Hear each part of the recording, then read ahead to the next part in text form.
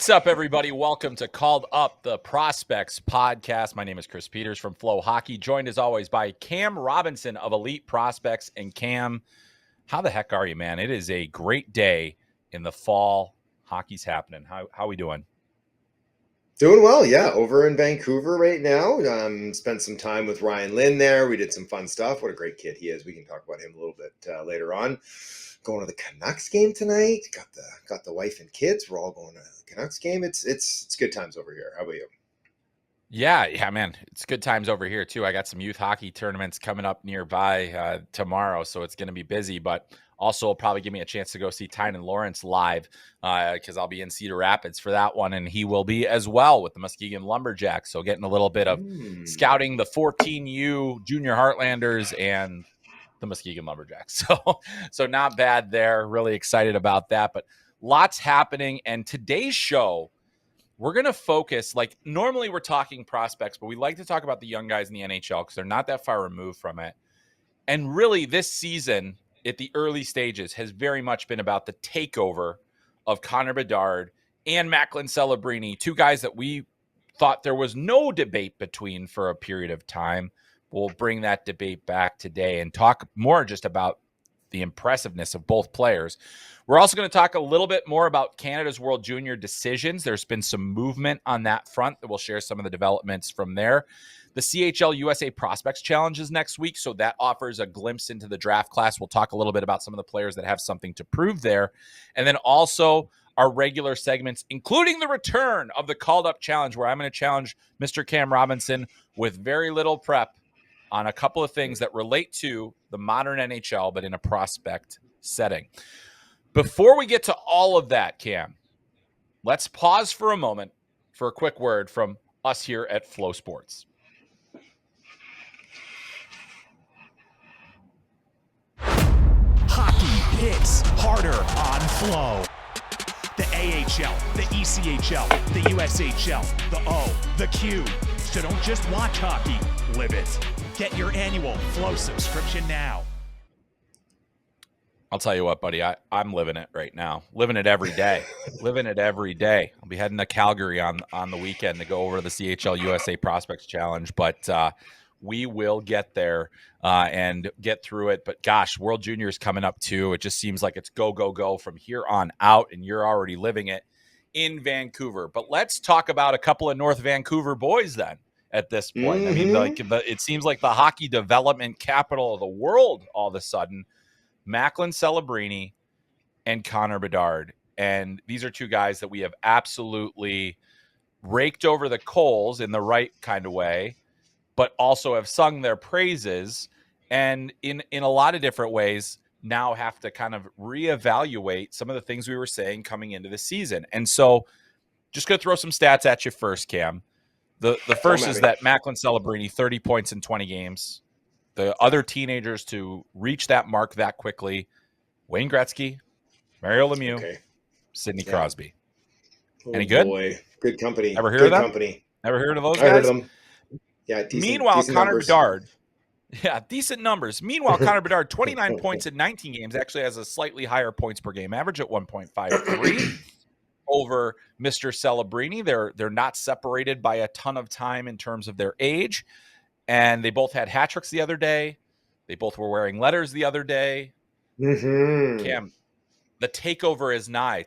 What has been your big takeaway from the performance of these two guys so far? So just a little something for listeners to watch out for there on Twitter is that there's a tweet that I put out before the season that when you see that retweeted, you know that's me giving myself a little back pat and just kind of nudging that back into the foreground. As I said before the season started, that the people that were ripping on Bedard, questioning his upside, were going to just have to have a healthy dose of crow. That I expected this year we were going to see a major leap with the nuclear boom coming down the pike. We might have gone straight to the nuclear boom though, right? Like he's pacing for like $1.25 right now. Like, and we'll see if he can maintain that. But like, I think 100 is well within reach. I love that they stitched the letter on the jersey there too. Nice, classy move there. Clearly this kid is a leader, will be your captain soon as well. But I mean, this is why you don't give up on elite talent with like insane drive and competitiveness early, right? Like this is, we have to take the whole picture into view here, is that everyone was ready to anoint Macklin as far superior after last season. And, it's like, yes, Celebrini is what he did last year as a first-year player, as an 18-year-old, incredible stuff. What he's doing now as a 19-year-old, even better. But that shouldn't be that we're like, oh, just because he did it right away, everyone has to do it right away. It took Connor a minute, and part of that is the situation he was in too. And you can see that drive. It's always been there. Even back in junior, he's almost McDavid like in the roboticness of how all he wants to do is get better and win. Like that's it. There's a reason the kid has forearms like Popeye when he was 16 years old, and that wasn't genetics. He was putting in the work to get those and get that shot where it is. And now he put in the work, and now you see those speed bursts. Like he's up, top 97th percentile. I think I saw Fried wrote about. He's up there among the fastest players in the league in speed bursts now. And in the last 2 years, we were questioning, we're like, oh man, the foot speed just isn't, he's not allowing him to get to the space for him to uncork that shot, to make that great playmaking that he has too. And now at 20 years old, it's all coming together, and lo and behold. So I'm going to get that tweet out there again, but I might wait a little bit. Maybe after he hits PPG or something. Yeah, we'll save it for back half of the season.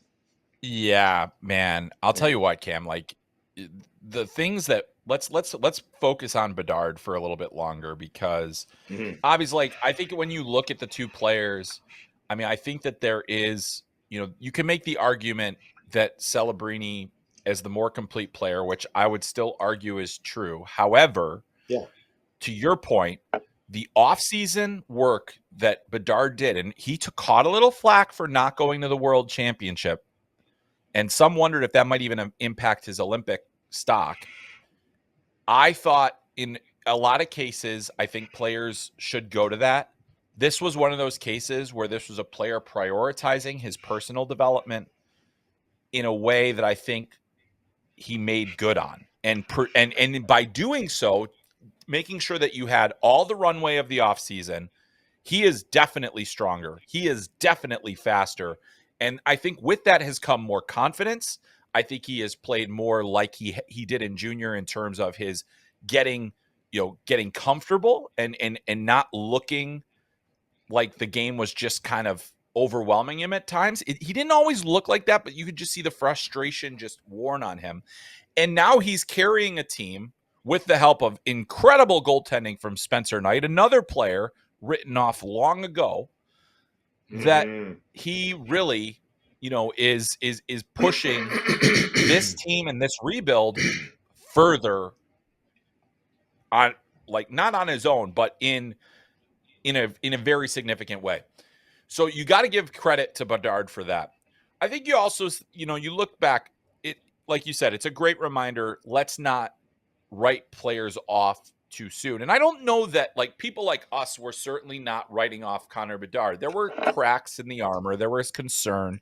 We're seeing that play out right now. We had our whole podcast last week about, Gavin McKenna and talked about that. In a draft season, I think it's unfortunate, but when you're the top guy, you're going to get picked apart more than anybody. And when you're not living up to the expectations, as Bedard was not in the early stages of his career. I mean, think about the hype, the trading card market for his rookie cards and all these different things. And it did, in the end, now you look back and you say, wow, this is going to be something. Like, let's go back to Jack Hughes in his first NHL season. He was the first player to go directly from the national team program to the NHL. And it was a massive adjustment for him. There was a lot that he had to learn. And, unfortunate injury aside, it was starting to look like he was rounding into one of those top tier players of the league. Patience is important. It's going to take time. Development's not linear. But the one thing we can say unquestionably about what Connor Bedard did this year is he prioritized his personal development, took it upon himself to get better in the offseason. He did it, and the results are showing. So it's pretty special, and I think it's a great lesson for any player of any ability that even the very best and most talented cannot rest on expectations, laurels, whatever it is. You have to continue to push, and that's what we're seeing with Bedard, which I think is a great point that you made. The best players, they're going to push themselves. I mean, we're seeing it across the board, and he's doing it here. I do want to talk about Celebrini though, as well. And the thing about Before we Mac, do, and I, can yes, I please jump in do. real Yeah, quick? please. Real quick. Absolutely. I'll share this. Is that so? I was hanging out with Ryan Lynn there yesterday, and he mentioned that in the off season, he had an opportunity, got invited to play a little 3-on-3 there at Lab 9, which is like the elite training program here in the Lower Mainland. And so they got all the big dogs, right? So they got Bedsy, they got Zach Benson, Andrew Crystal, all those kids that played BC Junior Canucks at the Brick 100 years ago. Now we're all elevating. They're all there. And so he got the invite. And he said, he walked into the dressing room. This is a July skate. So, we're talking dog days of summer. He walks in there and Connor walks up to him. As soon as he walks in the room, walks up, shakes his hand and says, "Hey, I'm Connor. We're winning today." And he said, that was it. Like, it was like, no, like first thing, we're winning today. We're a 3-on-3 scrimmage at Lab 9 in the summer. And like, that's the mindset that guy has, right? Yep. Like everything is about getting better and is about winning. And so like that alone, when you stack that on top of the skills, we talked about near generational skills as a junior player, generational like numbers as a junior player. And then you stack on that just insane drive. That's where, and we talk about Macklin with that, is he Crosby like that competitive drive that these players have, that is unique to the very, very best players. And that's why they continue to shine throughout their career and often have longer careers. We look at what Crosby's doing. He says he wants to play for Canada at 2030 Olympics too. Sign me up for that. Is that they have that longevity because they take care of their bodies. They do everything in their power to get even the slightest little edge. And now we're starting to see the fruits of that for Bedard. Yeah, and it's what makes them almost superhuman in that regard, because it's that dedication, that drive that you talked about. But and all good points brought up there. So one of the things when we talked about Celebrini in years past, and like Jay Pandolfo said in his freshman season, he's like Crosby light. Like we talked. I called him Diet Crosby at times. What we're seeing now from Mac, and what we're what the respect that he has garnered already across the league, like Brad Marchand talking about how this kid's a dog and all this stuff, like, and he's a dogged competitor. He plays with aggression. He does it with a smile typically. Like he's clearly having fun. But I mean, I look at the hallmarks of his game and where he's at now and the production that he's showing in the situation he's showing it. I mean, we are starting to see a lot of rhymes with what Sidney Crosby did. Now, his rookie production doesn't touch Crosby's, but now we're talking about a guy that's on a path to being that level of producer as a teenager in the NHL. Now, at the bottom of your screen, you're going to see, if you're watching us, that it says Macklin Celebrini versus Connor Bedard. How lucky are we to exist in a league where we're watching this happen simultaneously? That's the thing that I come back to, is that you're going to compare these guys for forever, and it is going to be a versus thing because of the proximity of their drafting, because they're from the same area, because there's been so much hype. But holy smokes, we're talking about two of the absolute best in the league right now at 19 and 20. It's insane, Cam. It's so good. And we had it, right? We had Sid Novi, right? We had Sid Novi. I mean, to some extent, we had Wayne and Mario too, a little before our time of bed for the early debate, and Wayne came in earlier. But, it's been very fortunate to have those types of, battles throughout their careers. And even though they can be different players, we can still compare and just be in awe of their greatness. And let's hope that continues, right? That we do get this. They are still so young. They're just scratching the surface too, right? And their teams are so exciting now coming up. Like, they're doing this right now. Like, what are they going to look like in 3 to 5 years too, right? When they're actually in the peak of their career. That's when we're really going to have some big numbers and some really exciting debates. Absolutely. And now here's the debate that Hockey Canada has to have with the Olympics looming. Do you think there's room for both of them on this team? Canada didn't take Sydney to Turin in 2006, right? And Correct. that was just a complete dog's breakfast of a team. They were old, they were slow, it just was ugly. Yeah. And they get like Not great. 6th or something like that. It was not good, Bob. And it's like, you look back at that and it's like, is an 18-year-old Crosby really going to change that? Probably wouldn't have made a huge difference in the outcome of that. But if you leave these kids off that roster and you don't win gold, how about that? You're going to get like, you're going to look like a fool down the road. But I just don't see, the only thing you can knock on them is their inexperience in pressure cookers, right?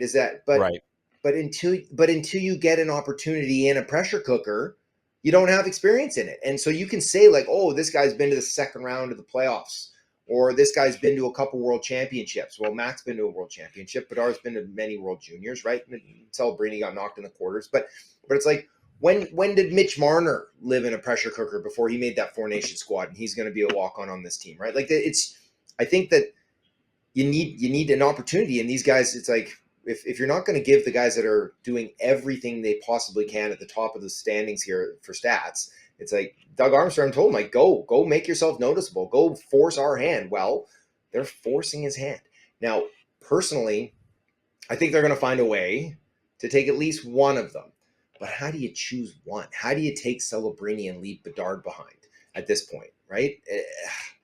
I think you can find a space for both of them, and you can insulate them. And I tweeted this a little while ago, is that you insulate Bedard maybe a little bit more than Celebrini. But if all of a sudden you find yourself in overtime in the gold medal game, you can staple them to the bench. That's okay too. Like, you can have them there, and then you're like, you know what? We're going to run the guys out here that we know are going to be able to make plays 200 feet of the ice. Every inch of ice is a battle zone. And we're going to trust Brad Marchand out there over Macklin Celebrini for right now, or Mark Stone if he's healthy. We're going to put that guy out there because we know he's not going to all of a sudden just have a misread against the best player in the world on the American side too, right? Quinn Hughes isn't going to expose you.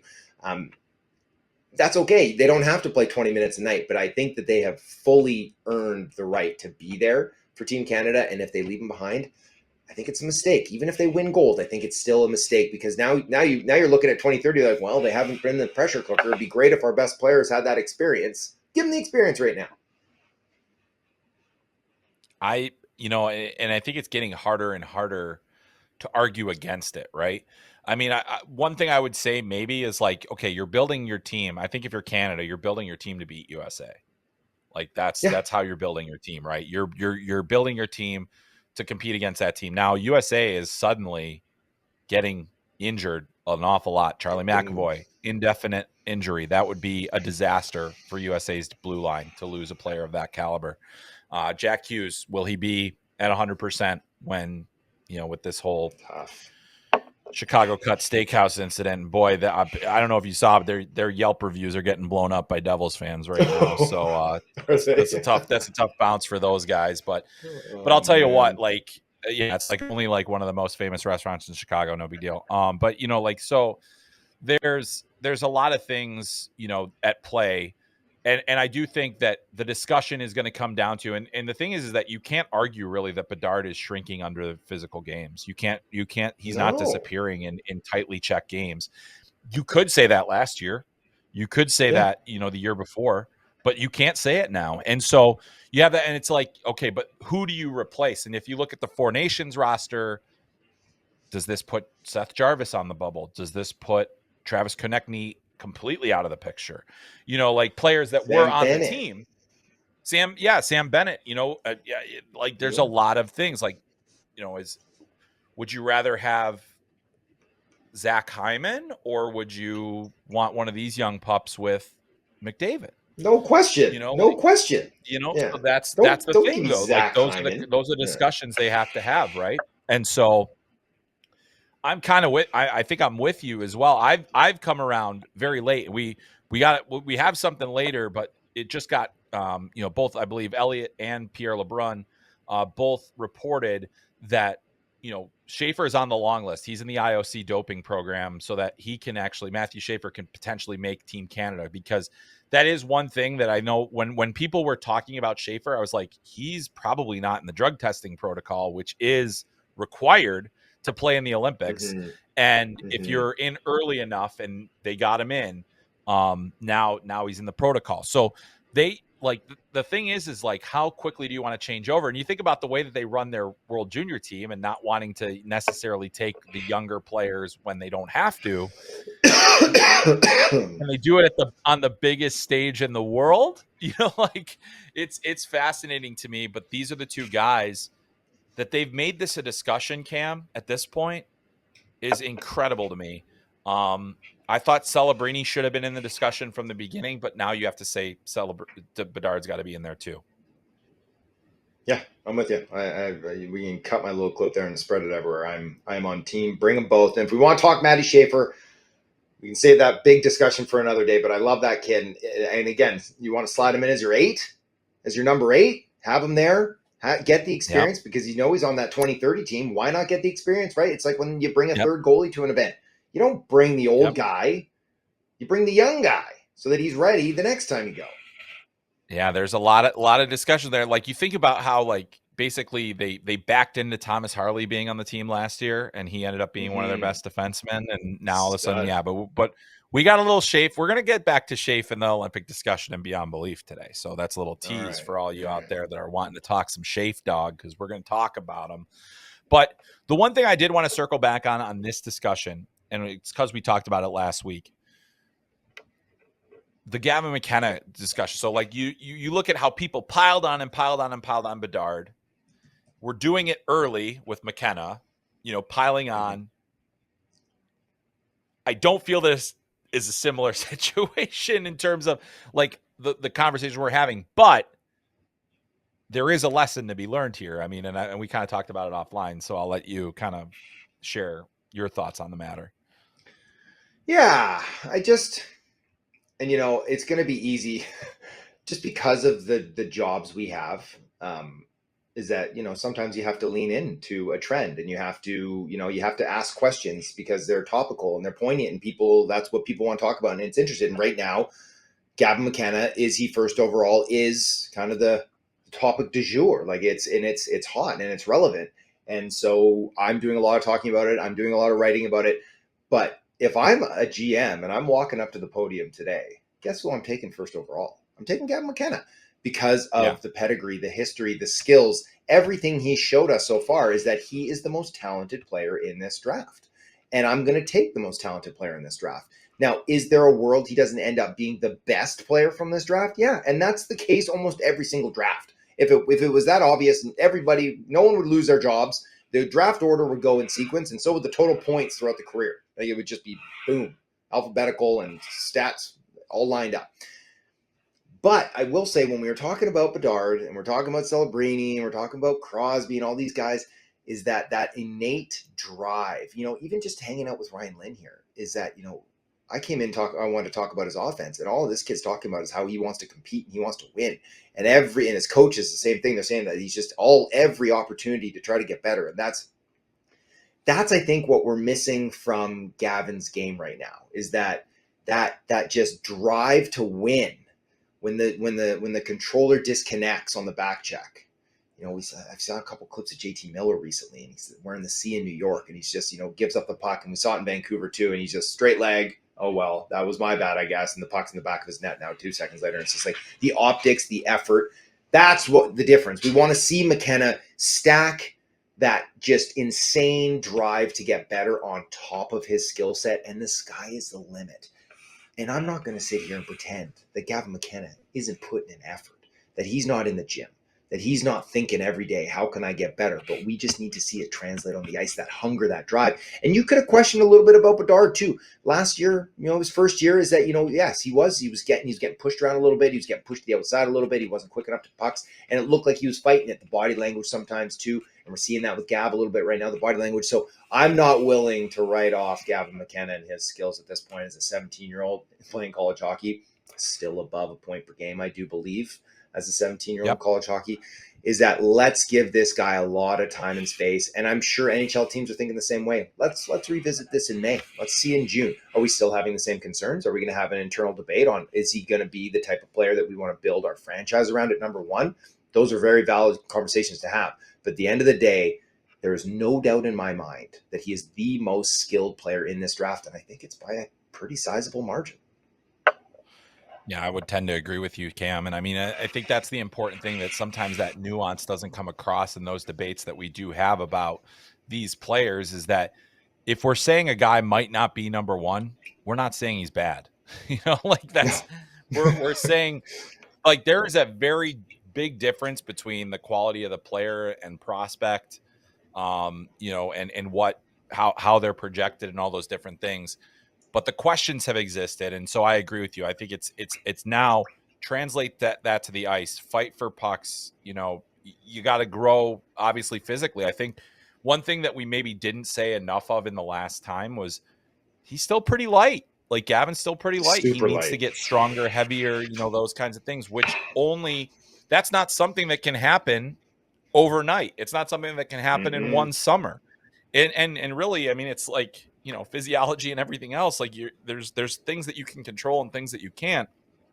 And right now, you can't speed up that growth process. So, plenty more to be learned about Gavin McKenna. I think it's just more exposed in the college setting as opposed to what we saw in junior before. So, lots happening there. But Cam, let me tell you, there's one place we're definitely going to see Gavin McKenna, and that is at the World Junior Championship, which is getting ever closer. And Hockey Canada is getting down to decision time here. We're only a few weeks away from them making the decision. So we're going to talk some World Juniors right now, and we're going to talk about Team Canada and their selection process. And that process got a boost this week, Cam.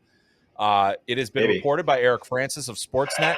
Zane Parekh is going to be loaned by the Calgary Flames to Team Canada for the World Juniors. Huge boost to the D-Corps. They're pretty good on the right side. The left side is a little bit shallower. And Sam Dickinson, we don't know the intentions of the San Jose Sharks. They have not telegraphed that yet. However, it feels like Sam Dickinson, like you're hoping that you have him, because I think things do thin out. Now, you spent some time with Ryan Lynn. That's a defenseman that's draft eligible this year that can be potentially in the mix for Team Canada at the World Juniors, potentially. Not saying, we're not breaking any news here or anything like that, but it's more of, they're the options available to Canada. Let's say that Dickinson is not made available. We know Schaefer is not going to be made available.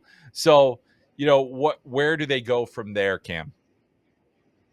Well, Zane's got to be healthy too. So we won't Correct. count our chickens just yet. We won't count our chickens just yet. But yes, massive if he shows up for them. Harrison Brunik, right? I think people kind of sleep on this kid. He is very good. There's a reason he's in the NHL right now. Very good player. He would instantly step in and just play every situation. He'd be a horse for Team Canada. And I think that there's a decent chance they get him. I keep hammering. I keep asking. I keep poking around. I don't. Yeah. Pittsburgh hasn't decided by the sounds of it yet. But I know he'd be willing to go. He didn't go last year. I believe he got injured right before last year's World Juniors. I think he hurt his hand. Correct. Yeah. It wasn't available. Yeah. So I these guys like Parekh and Brunik, where you haven't had that opportunity yet. I think it's a really positive experience for these guys, and teams recognize that, and to go and have that and hopefully go win. That's just all that stuff that we talked about later on when you're trying to make an Olympic team. Like, hey, he's got a gold at the juniors. He's been in that cooker at the junior level, anyways. So I think there's a decent chance they get Brunik. Dickinson, I don't know, because he's been there. He's done that. He's past the 9-game mark, whatever. Like they're just, I think that there's a world where they send him back and then bring him straight back to San Jose. But I don't know. I'm a little shy on that one. So now we're looking at, Kayshawn, it's Aitchison, it's Ben Danford, Cameron Reed, Jackson Smith. Yep, I would think so. Owen Protz. Yeah. Dare I say Landon DuPont? Could he be in the mix? Probably not. I think you have Canada. Maybe not, because I think Keaton Verhoff's going to be in the mix. And yes, so I think that's part of it. You talked Verhoff.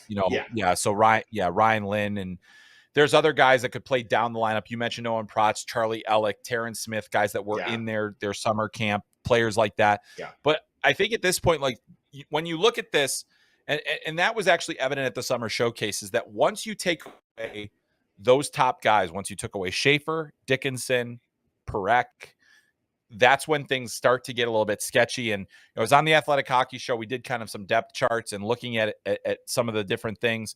I think on the left side, that's really where there's going to be a lot of the questions that they're going to have to answer, because you've got Hutson that I think, is probably a no doubter at this point among left shot defensemen. I would think Cameron Reed is a very strong candidate for them.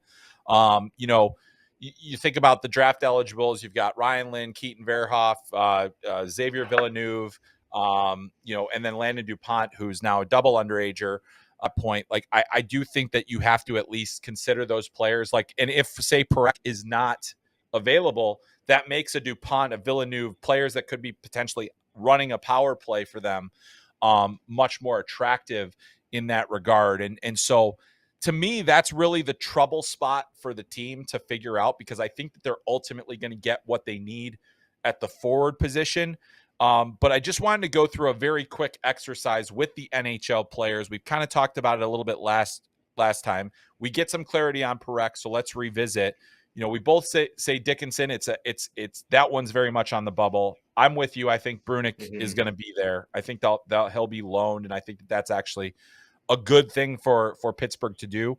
He's kind of been a tweener this year. Like, as good as he is, I haven't seen it at the NHL level that suggests, yep, this guy absolutely has to stay there all year.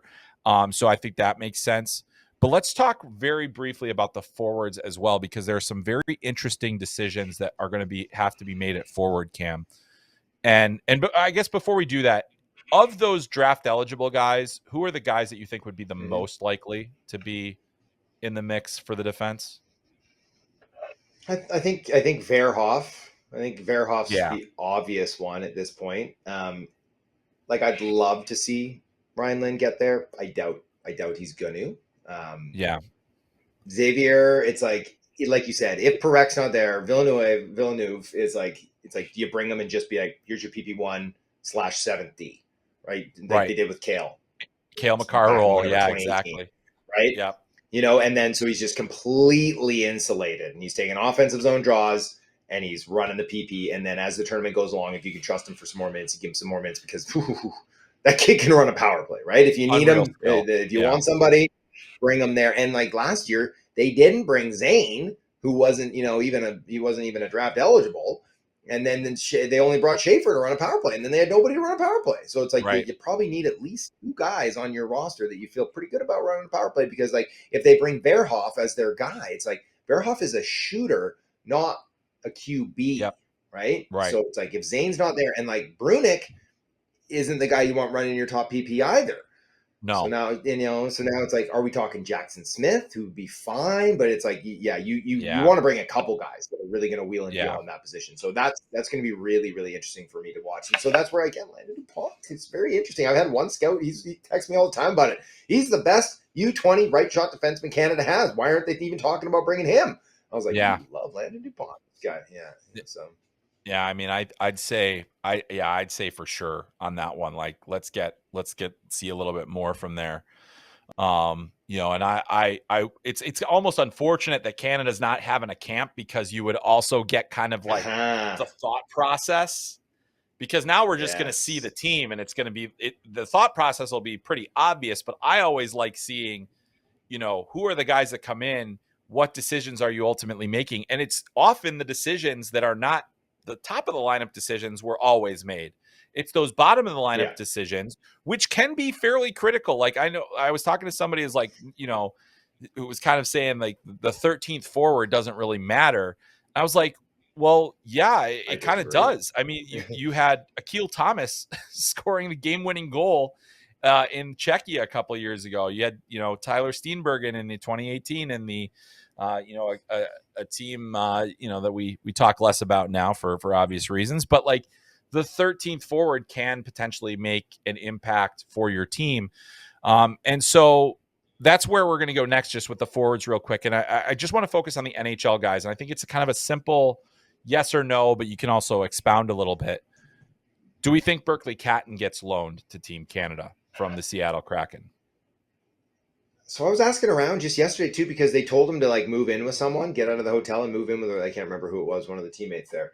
And I was like texting her, I'm like, Ken staying? Is he? Are they like, Yeah. you're staying? And it's like, yeah, for sure, 100% is like a hard thing to say, but it's like, dude has 3 points in 14 games. I think he's pointless in like 10. He's seeing 10 minutes a night. He had, what did he have? 1 apple in 5 games last year, and like a horribly disappointing performance by Canada, an underperformance by himself. It's like, did he really get the experience in Ottawa last year? Like, could you feel pretty good about sending Berkeley Catton? This whole time, I felt like Catton was going to show up and he was going to be a frontliner for them. But just kind of the vibes out there is that maybe they're not getting Berkeley Catton back. I think, I mean, if it's me, he's there. He's at the juniors. And now, like, the thing is, like, they're putting him in a position with having him play center and having Shane Wright play wing. So like that's the other thing that's kind of like they're trying to find a way to get him going. And I was like, yeah, Berkeley, that kid's going to be hungry after last year because he did not play well. And I don't know that, like, usage and everything else, that team had plenty of questions about usage. But give him a chance to be your top line center. So I don't know. I think he should go. But here's the other guy. And I like, if you would have asked me in the summer, he would not have been on my projected roster. And that's Ben Kindle.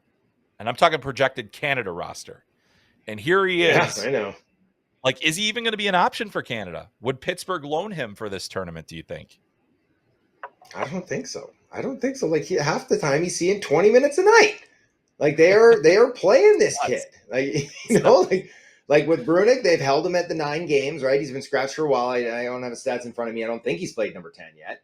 But Kendall, he blew past that ages ago, right? They're like, burn that year. This kid's playing for us. Yeah, we got whatever 5 or 6 goals, 7 or 8 points, but he's playing a ton of minutes. He's playing in big situations for him. I honestly, like you, I didn't think Ben Kindle. I think he's like, he put up 99 points last year for the Hitmen. It's like he could have come out of the gate like an animal in juniors and been like, how do you not take him? But he wasn't dialed in on this roster for me preseason. Now we're talking about, it's like, do they even get him? Does the NHL even let him go? And I don't think they do. It's another guy I'm going to say isn't coming. I agree with you. And I think the part of it is momentum. When you have a player that's playing like he is, don't disrupt it. Yeah. There's no need. I don't even, this doesn't even warrant discussion. I just wanted to mention his name because he is eligible. Beckett Seneca. I think there's a 0% chance he's getting loaned from Anaheim. Correct. 14 points in 20 games. Didn't get to play, right? Yeah. Didn't get a chance to play last year at the juniors. They missed their chance. Right. Now he's an NHLer. Yeah. He's so good too. Yep. So good. And I mean, I really like that kid. Yeah. I like him a lot too as a player. I think the upside, he's ahead of schedule as far as I'm concerned, in terms of, I thought it would take him a little bit longer to matriculate. Yeah. I thought we'd see him back in the OHL this year. Nope. He's doing just fine. 14 points in 20 games. But here's the tricky one. So good. And we've talked about it a ton already this year, but now we're getting closer and closer, and it feels like, okay, it's getting to be decision time. What do the San Jose Sharks do with Michael Misa? Keep him. He's injured, but he's using the walking boot. But I was told, it's all good. Just gonna be a couple weeks, right? And no, I think he sticks. I think he sticks for sure. Again, you missed your chance. You had him last year, and another one that I think was pretty not pleased that he didn't get taken last year. And now it's like, well, now I'm a Shark. I'm getting an NHL paycheck. I'm flying on the jets. I'm having a good time with Celebrini and the boys here. Thanks, but no thanks. I think he sticks. Yeah, you may be right. I mean, I think like the interesting element here is, he has not played since November 1st. And so now you're kind of looking at that.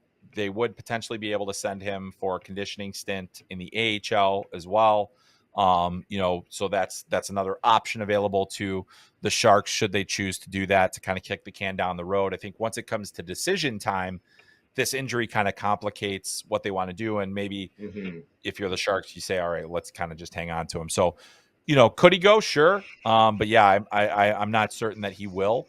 And it's a very interesting situation for Canada with the roster that they have is that you do have to get these answers from these NHL teams pretty early when you're putting your team together. Cause I think, they're going to open camp in about like 3 weeks or something like that. So it's not really that far away. It feels further away than it is. And decisions to make. I guess Hockey Canada did say that they would wait until up to December 20th for NHL guys. So camp, I think, is like they're going to announce their team on December 12th, right? And so that was my understanding, is that they were going to give it another week or so. If there was maybe like an injured player, like will they wait around to be like, okay, Zane, like how's it going on the 15th? How's it going on the 18th? How you feeling? Or Mies or whatever. But so that'll make it interesting as well too, because are you going to bring an extra guy and then send him home a la Miracle on Ice? Or are you going to airlift someone in who didn't make the initial camp or the initial squad, and then turns out, okay, this guy's injured or this guy's not coming back? So yeah. Oh man, a lot of things. I mean, and the thing is like there's a very involved pre-tournament schedule, which is always a scary moment for teams when they're trying to, they're hoping nobody gets injured. We saw Kirby Dach get injured in one of those one year, so it's always a scary time, and you just kind of have to hope. And like, that's the thing, is like by picking the team without having the camp, now you are suddenly in this mode where now we've spurned a kid, we've hurt his confidence, and then we're now I'm sure most of those kids will be like, I don't care. I'm ready. Whatever you need, I'll be there tomorrow. But it's interesting, and I think there's gonna be a lot of interesting roster decisions. A number of players that will be in the mix. There are some that we didn't even mention. I mean, you also have to think about the fact that you've got Dale Hunter, Gardner McDougall behind the bench. What influence is that put? Like Caleb Desnoyers, is he going to be ready to be back? He hasn't played a ton yet since coming back from injury. Hasn't necessarily looked amazing at the start, but he missed a lot of time. Does Dale Hunter squeeze in a couple London Knights here and there? There's a lot of questions left to be answered about Canada's roster, and it'll be fascinating to see how that plays out. Any other thoughts and last thoughts on this? Because I think, like, really, Canada at this point, regardless of how this roster shakes out, still looks like the favorite to me. I mean, it still looks like the team to beat, and they're going to have a great forward group. I mean, any other things like that we should be watching for that maybe we didn't address? I don't think so. I think we'll be watching nice and closely when we get to Minnesota. Hey, how many off day skates are the boys doing? All that good stuff. Let's just make some good personnel decisions. Let's keep everybody on the ice. Let's keep everybody healthy. Let's play. Canada, it's been a little while since they've played like they should at this event. So I'm really looking forward. I'm really looking forward to the bench dynamic of Dale Hunter and Gardner McDougall, the seemingly polar opposite coaches, but with great winning pedigree. Both of them. I can't wait to see that. All right, really quickly, I want to touch on the CHL. So we're just going to sit down and pull up bench chairs. Hey. Yeah. I love it. We talked Gardner. All right. Like we were at the QMJHL Prospects game, and somebody had asked him, like they had noticed that he talks to every guy after the game, like goes to every single player after the game. And somebody asked him, "How do you always do that?" And he's like, whatever, 38 years or whatever he's been coaching. He's like, yes. And I was like, wow, okay. He's a different breed, man. I'll tell you that much. He's a lot of fun to be around. All right. So want to touch on the CHL USA Prospects Challenge. That's next week in Calgary and Lethbridge. Top CHL draft prospects are playing against Team USA, the US Under-18 team from the National Team Development Program. I've been hearing that Blake Zielinski has been added to Team USA, so that's an outside addition that will help a little bit, but probably, that's a team where we fully expect that this is probably not going to be a great, one-to-one matchup, but I think there's still some very compelling storylines in this. Last year at this time, we were talking about the debate between James Higgins and Matthew Schaefer was still going. And it seemed like after this event, that debate ended or it ramped up in Schaefer's favor. Then he went to the World Juniors and everything else, and the rest is history. There's a number of players that are going to be coming into this event, not necessarily with trying to prove that they're the number one prospect, but just with something to prove. And Cam, I want to start with you. Who's a guy that can really use this event as a springboard and maybe needs it to show that, hey, I still have that pedigree to be a top tier pick in this class. Yeah, for me, it's Mathis Preston, who, came in with a lot of hype. His draft -1 performance there in Spokane. Big numbers, silky player, sublime handles, right? Great vision. He's just an electric offensive guy. It just hasn't been there this season, right? Below a point a game. Yeah. Been struggling to really put together long stretches of consistent play. Now, I have asked some questions too, and he's dinged up. He's fighting through some stuff, and he's, rather than sitting out, he's battling through it. And so that's obviously impacting his play. And the pressure of a draft eligible season, and I'm sure that's coming into play for him as he's fighting through these things, is that, we talk to these kids during their draft eligible season. They all say the right things. And then you talk to them the next year, like when I was at MSU there, and I'm talking to some of these guys that now are draft +1, and they're just like, the relief that it's like that pressure, that weight off you. You can just go play, and you can just get back to just focusing on getting better every single day, and not all the outside noise, not all the media requests. Knowing that all the scouts are there watching you too, but there's going to be a lot of scouts in the house for these 2 games there in Calgary and Lethbridge. So the pressure will be on, but it's a great opportunity. It's on the big stage to remind people like, hey, don't forget about me, right? Like Mathis Preston, like he was talked about as potentially like a guy in that 5 to 10 range for sure. And so far this season, he's not living up to that bill. And so you want to see him with some jump. You want to see him being creative, being confident with the puck. But again, hopefully what we're really going to see is he's going to get healthy in the back half of the season. He's going to pop off for, 2 points a game. And that's really where he's going to be like, hey, remember me. But I think this could be a great jumping off point for him. Yeah, I tend to agree with you. I think that that's a player that definitely could use this. I think last year, I look at like Cole Reshny had kind of like fallen a little bit off of the top, the discussion, and he goes and he looked great at that event and really reestablished himself as a guy that should be in that conversation for, being a potential top 20 pick and other things like that.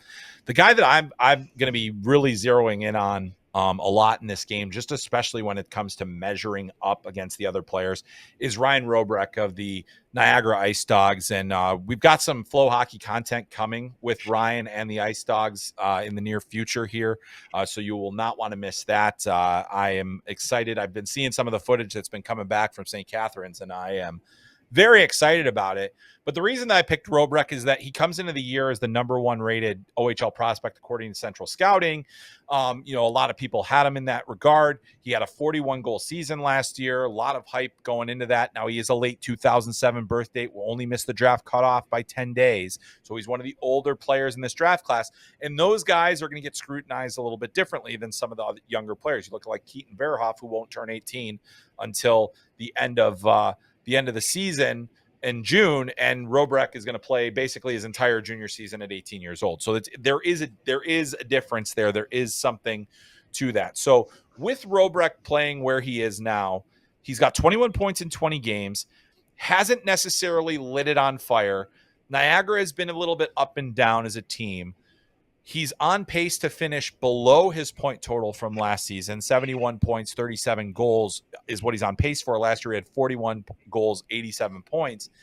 That is usually not a good indicator for you. The thing that I think Robrek can prove in this setting, because we talked about how competitive it ultimately is it going to be. It's playing the game at a higher pace, continuing to push the pace a little bit more, being more aggressive physically. He should be a dominant physical presence. This U.S. team does not have tremendous size as a group. Imposing your will on the game and just really playing with more confidence. I thought last year I felt like he played with a lot more confidence, and this year I haven't seen it as much. He's starting to trend upwards, though, because he didn't have a ton of points for stretches. He just got through like an almost 10-game point streak. Before that was snapped the other day. Now they've got a big game coming up, a couple of big games this weekend, heading into the CHL USA Prospects Challenge. So hopefully that momentum carries through, because that's a player I want to see more of and more from. Cam, who do you think of the players that are participating, who do you think is a guy we're going to really be talking about after the event's over? How about Nikita Klepov? I think we might be talking about him. Is he? I feel like despite the point totals, there's just not a lot of buzz around this kid. Like he's right. what he's doing in Saginaw, 14 goals, 32 points, 22 games. he's dynamic out there. Whenever I check in, the flashes are great. He's got a bit of a dog with a bone mentality too, right? Yep. I think we might walk away from this being like, yeah, this guy is legit. He could push in and jump up even. Could we see single digits, right? Could this guy end up going 7, 8, 9th overall? He's not huge. He's 6 foot. He's 180 pounds, whatever. But he's got a lot of juice. That kid does. Yeah. He does, and you know what? He's one of the players that was in the USHL last season, went to the CHL. Here's a little something for you. Last season, 59 games with the Sioux City Musketeers, 31 points. This year in 22 games, 32 points. Yeah. On pace for 99, on pace for 43 goals. And I agree with you. The flashes of skill and one-on-one ability and all those things, they're all there. They're all really good. I think you're right. He is the top scorer among draft-eligible players in the OHL this season. And this is just a very brief note on this. Players like Klepov and the USHL guys that have gone to the CHL, their numbers are way, way, way up than they were. And I did have somebody reach out recently and said, hey, put a little more respect on the USHL. It's not an easy league to score in. And a lot of these guys are finding more time and more space, and they are making the most of it. So Nikita Klepov, the Saginaw Spirit, that's a real good one. A guy that I think that we will be talking about, because I think that I think that he's flown significantly under the radar, and he may not even be a first round prospect, but remember the name Maddox Dagenet. He is one of the few QMJHL players that was invited to this tournament. Igor Shilov is one of the A-rated guys, but I think Dagenet actually has some of those tools and skills that NHL teams are going to be very intrigued by. I saw him at the QMJHL Prospects game, and that's really where I started. And I'd seen him on video, and I'd been watching him, throughout the season on FloHockey. And I'm intrigued because he's a 6'4" center. He's a guy that has, a lot of capabilities, a left shot center. He hasn't produced at a high level in the QMJHL this year, which I think is going to be cause for some concern. 16 points in 21 games. That's pretty good, but it's not high level draft prospect production. In settings like these, and like he did at the QMJHL Prospects game, I think some of the skills and the capabilities he has will shine through. If they don't, it'll be bad news for him. But if they do, I think he's a guy that will have a little bit more buzz around him, because I saw it a little bit more at the QMJHL Prospects game, and I'm sure that we're going to see, him in a position to succeed here with this CHL team. So that's another name to think about. But that's I'm excited to go. I'm excited to see. Obviously, I think that the game will be what it is, and we always take our prospect game notes with a grain of salt. But it's always good to see these players side by side, and guys like Shilov and Dagenet and guys that are in the QMJHL getting a chance to go head to head with these guys from the USA Team USA, and then on top of playing alongside the OHL and WHL, it's a chance for them to really show out, and I'm looking forward to seeing that. But lots more to get to, my friend Cam. And so I wanted to bring back the Called Up Challenge this week, and that's where we're going next here. Called Up Challenge. And Cam, you're busy in Vancouver, so I went ahead and decided I'm going to put together an over-under for the Called Up Challenge. So I'll be the one asking the questions. Cam will be the one answering. He's much better at this than I am anyway, so you people will not be able to make fun of me. So I've got an interesting one for you, and this is going to involve the top 23 scorers in the NHL. I had a list of 25, but then I realized there were like 6 guys with 22 points, and I was like, I don't really want to necessarily, mess with that too much. So here's what I got for you on the Called Up Challenge. Of the top 23 scorers in the NHL as of November 20th, 2025, the day we are recording this episode, is the number of non-first round draft picks over or under 3? Okay, so we're talking top 23 scorers in the NHL, and it's the number of non-first overall picks is set at 3. Well, hang on. This is just for first round. This is just for the first round. I'm going to get to first overall in our next question. Oh, sorry. I misheard you. Okay. Just first round. of the top 23 scorers in the NHL right now. Oh yeah. Okay. Who are over or under 3 first that are non-first rounders? Oh gosh. Okay. Holy smokes. I mean, the way this is set up, you're making me think that it's under, which seems insane. That would be insane. Is it like, I'm trying to even think of like non-first rounders that should be up there? Like, is Kaprizov? It's within one either way. Yeah, I bet it is. I'm gonna take the under, but that seems insane. So I feel bad because when I initially put this in there, I had it set as the top 25, and that was over, or it was under the original number that I had.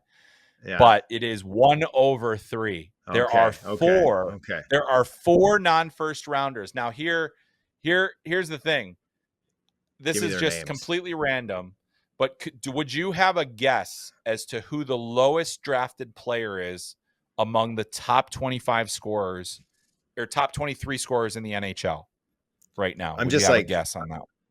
I'm gonna Krill the Thrill. I'm gonna guess yes, Cap. 100% correct. You are correct. Nice, nailed that. Thank you. Yeah. Good. So Kirill Kaprizov is the 5th rounder. Here are the non-first round draft picks that are in the top 22. The rest are first rounders. Number 12, Jason Robertson, 39th overall. Yep. Number 19, Kirill the Thrill, 5th round. Brad Marchand at number 21, 3rd round. Mm-hmm. Alex DeBrincat, 2nd round. And then the rest are first round draft picks. All right. Wow. So let's go. Now we're going to take it one step further here. Oof. Of the top 23 scorers in the NHL, is the number of number 1 overall picks over or under 6? So it's like we've got Mac, we got Bedard, we got McKinnon, we got Sidney.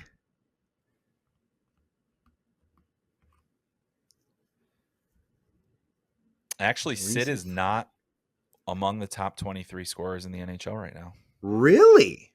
Oh, mm-hmm. Sid. I'm so sorry. So that's Sid. A hint if there ever was one. It is. I'm taking the under. I'm taking the under on under 6. It didn't feel like we were getting. You are correct, but it's only under by 1. Okay. The top 4 scorers in the NHL. The top 4 scorers in the NHL right now are Nathan McKinnon, number 1 overall. Connor McDavid, number 1 overall. Macklin Celebrini, number 1 overall. Connor Bedard, number 1 overall. The other one, the number 5 guy in this mix, is John Tavares. First overall, he is 11th in league scoring right now. We also have a number of 2nd overall picks in the mix. Leo Carlson, Evgeny Malkin, Jack Eichel. So basically, what is the moral of the story, children? Tank to rebuild. Time to tank is now. Out of yes. And the thing was I absolutely just tank. That's going to be the clip. Tank, just do it. Don't win. Who cares about wins? But really, I was talking to Matt Venzel from the Pittsburgh Post-Gazette this week about the prospect system in Pittsburgh. And I said, like, they have dramatically improved as a prospect system with the additions of Kindle, with Will Horkoff doing what he's doing this year. So like, that's it. They still don't have the guy, the replacement for what they had. And that core it's so hard to get that. And it takes a lot of pain to get there. But think about the pain, and sometimes you get lucky like the Islanders and you win the lottery and you get Schaefer. Yeah. But there's just a lot of other things. So, but that you did very well there, sir. And yes, I initially, I should have expanded it to the top 30 so that we could have gotten some of those guys in 22. So it would have been a little bit harder, but I think it's amazing to me. Top 10 picks all over the top 22 scoring list. So be bad and you can be bad to get better. All right. Now we head into our Beyond Belief segment, Cam, and let's get to it. We're going to get a little more Celebrini versus Bedard. We're going to get a little Schaefer, get a little Gavin McKenna. Talking a little more World Juniors. All right. So Beyond Belief, this is where each of us read a statement to each other. The other decides if it's believable or beyond belief. And Cam, I will start things off. Macklin Celebrini wins the Art Ross before Connor Bedard. This is Ooh. in this scenario, they both are winning on Art Ross. So there's that too. Multiple Art Rosses. Hey, these boys are going to have a handful of them each. Art's Ross. Yeah. Very, very believable. It's not beyond belief by any means. I mean, he has a single point more than him right now. So, I mean, obviously he's going to get there first. I think that's a coin flip. Like, who's going to get there first? So, very believable statement. Yeah, I agree with you. It's believable, but it's like in the end, who cares? They're probably both going to get a few. So they'll care. They'll care who gets there first. They'll care, and they will be counting. And we it. will care as well. We will all care Absolutely. as well. All right, let's talk. Right. Let's talk a little bit. Let's talk a little bit here about you. So yeah, your turn. You tell me what are we doing here?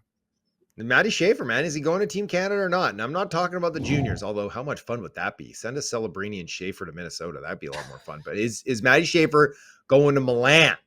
Is he going with the boys to Italy in February? Well, I mean, the fact that they put him into the doping program is big. So I'm going to say, and I'm shocked by it, by even saying this. I think it's believable. Yeah. I think you talked about it earlier. Why not have him as the 8th D? Is he like, his skating ability is a difference maker. Now, I've heard a lot of people talking about the ice size. It is my understanding that the ice is going to be NHL sized. People had talked about European Olympics sheets. As far as I know, it is going to be NHL sized ice. Yeah. So speed and all that stuff, but still, even like, here's the dirty secret about Olympic sheets. It's all one between the face-off dots, just like it is in the NHL. Yeah. So there's just more room to skate. It slows the game down. Anyway. All right.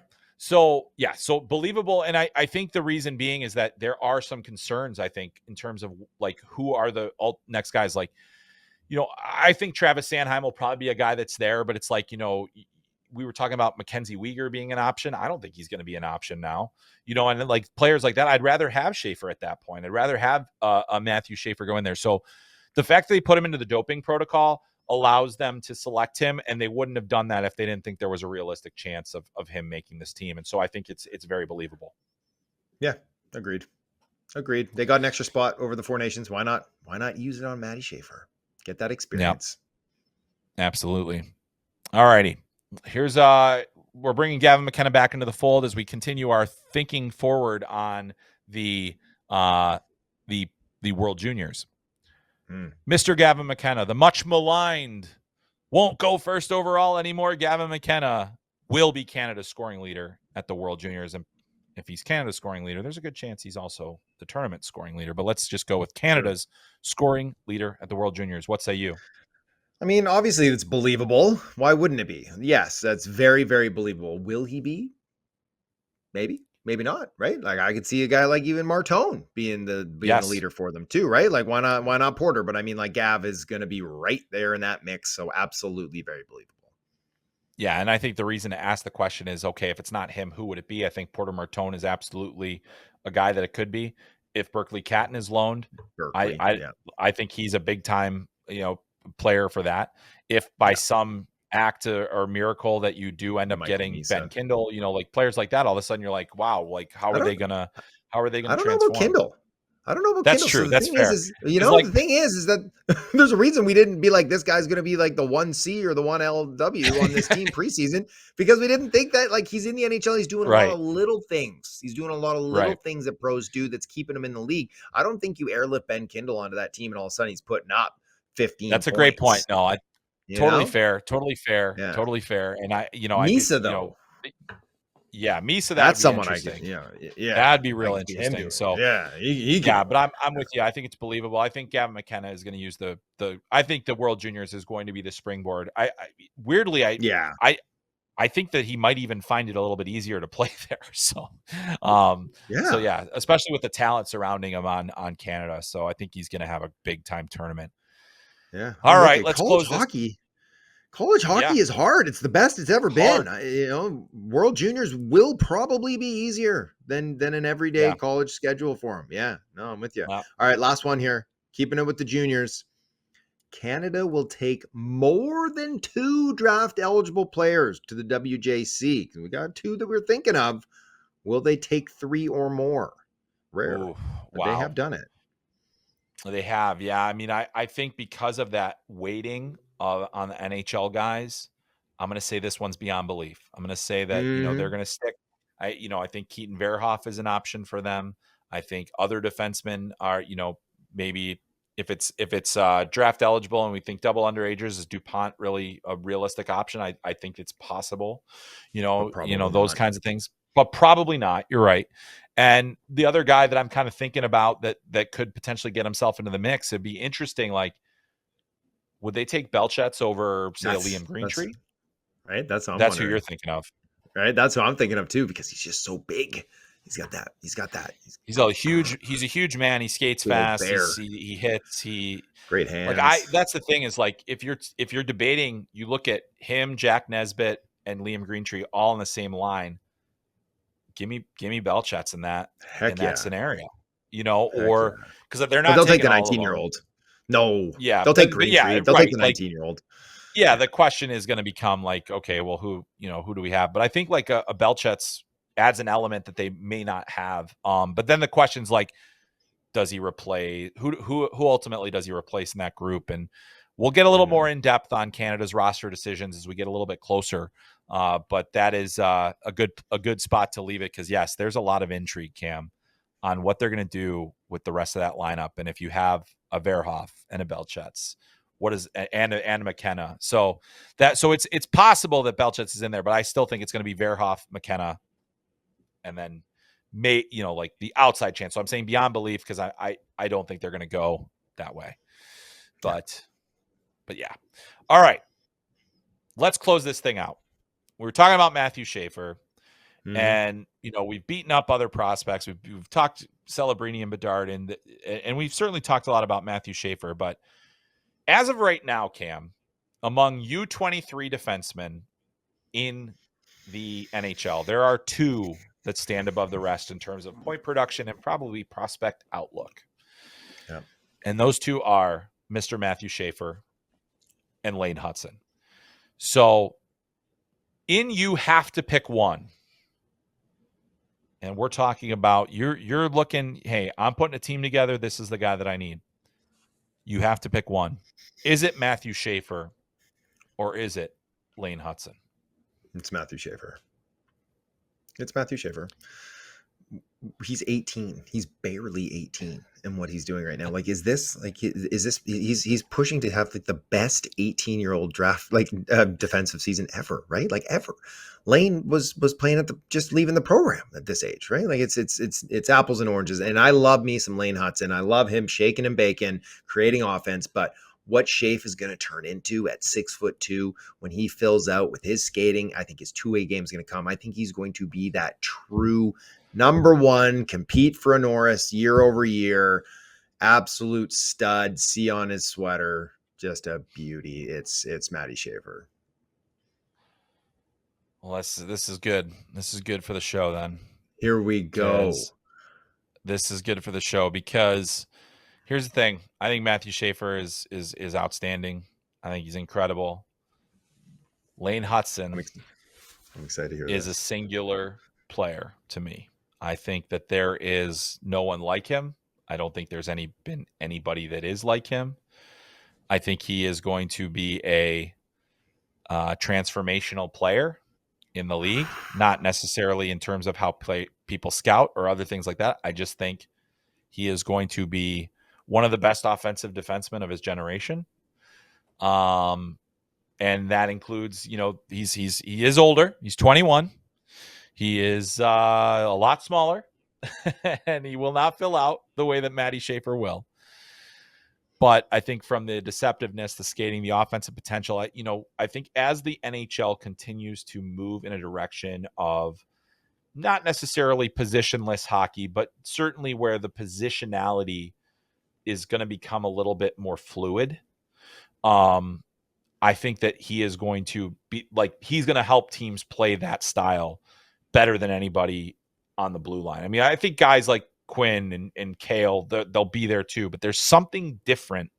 And I've not, about Lane. So if you give me the choice between the two, it's them. But it's like, if you gave me the choice between like Lane and Quinn Hughes or Lane and Cale Makar, then I think the question becomes a lot more difficult. I look at kind of the Erik Karlsson trajectory, and maybe that's too, I think it's aggressive, but I also think that if I'm saying what I'm saying right now, then it has to be at least that, right? So that's what I was going to say. I was going to say, you're saying he's got to be at least Erik Karlsson, because like to say he's a singular entity, like have you seen Quinn Hughes? Because Quinn's Lane on steroids, right? And he's 26 or whatever, right? Like he's the superior version in every regard, I would say. Well, yeah, right. And I think that's a fair distinction to make, because I'm not saying like, I'm saying like even different from Quinn, where I think it's almost more, it's hard to explain, because I'd say like the dynamic elements of Lane Hutson's game, and Quinn is probably the closest thing that preceded him in terms of the dynamic elements of the skating, the skill, all that stuff. But I think about like the puck moving nature, the different things, the 66 points that he had last season, the ability to move pucks, the fact that the Montreal is probably starting to trend towards something more competitive. That's where, I mean, I just think he's a singular player in the way that he plays. Cause I think like Quinn, yes, I would say 100% Quinn right now, better defenseman, better player, might be the better one, long-term Norris Trophy winner, all those different things. I just think that we're seeing Hutson play the game in a way that will lead to more players playing like that. Well, I hope so. And that actually was, I agree. And I think, I think back to this often when I wrote a story about the Hughes brothers, and I talked to John Wroblewski, who had coached both Jack and Quinn. He had told me at the time, Quinn Hughes is going to be the kind of defenseman that other kids want to emulate. And I, at the time, and he was in his draft year at this point. Yeah. And I didn't put it in the story because I was scared of what that said, right? That's an aggressive statement about a player that hasn't played a second in the NHL. And look at Quinn Hughes is the modern defenseman. Lane Hutson is a version of that, I think. Not quite the same. He's a version of it. But yeah, I'm excited by the prospects. And I think looking at both of these players, like I said, always, we pit them against each other. We exist in a league where they both play, and it's amazing to watch. So like we're the beneficiaries, the fans, the people that love to watch hockey, the debates that it creates, all those things are good. We are in, the NHL had that ad, we're in the new golden age of hockey. Oh, hell yeah. No doubt about it. We are in an exceptional era of the sport. No question. So season 8 called up. We're going to get to revisit this and be like, okay, oh yeah, I fully anticipate. Here's Maddie at 25. How many Norrises do each have? Who's the guy you'd want now? I'm looking forward to that. Season 8 is going to be a banger on Called Up. Yeah. Yeah, I love it. Well, hey, let's make it classic. Everybody clip it, keep your receipts, and let's talk about it later. But